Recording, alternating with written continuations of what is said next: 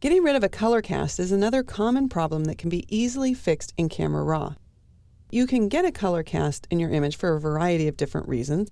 Maybe you had the settings on your camera set incorrectly, or you could have photographed a scene maybe in early morning or early evening when the light is a lot warmer and a lot yellower. Regardless of the reason, we're going to go over 3 quick ways to eliminate a color cast. The first way is found underneath white balance. If I click and hold, I get a drop-down menu and I can select Auto. If you're working along with your own RAW files, you might notice that your list here is longer. For example, you might see something that says daylight or clouds or tungsten or shade. When you're working with RAW files, you can actually change your white balance non-destructively, the temperature and the tint. Because I'm working with a JPEG file here, it's still non-destructive in that I can go back and forth and I'm not hurting the file to choose as shot versus custom versus auto, but I am actually changing the values of a JPEG file. Remember that JPEG has already been processed. If I was working with a RAW file, I wouldn't be changing those values because they hadn't been processed yet. I would just be setting a different starting point in Camera Raw.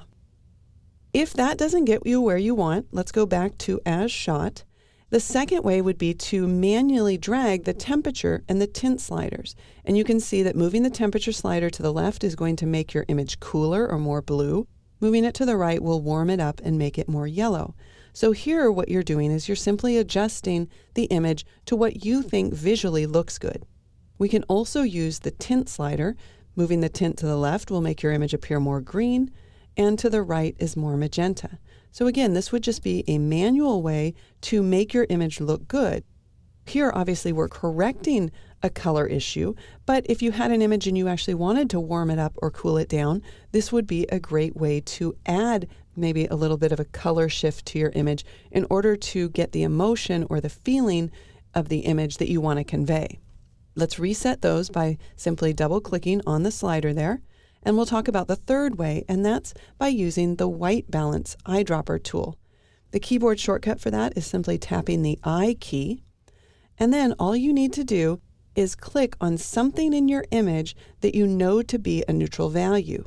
You might want to hold a gray card in your image and take a picture with the gray card and in a picture without, but in this case I don't have something that is a completely known neutral value, but I can still click, for example, in this grayed area and see if that removes the color cast. You'll notice that you click once and Camera Raw automatically puts the tool back for you. If I want to access it again quickly, I'll just tap the I key again. And maybe I'll click over here in the cobblestones.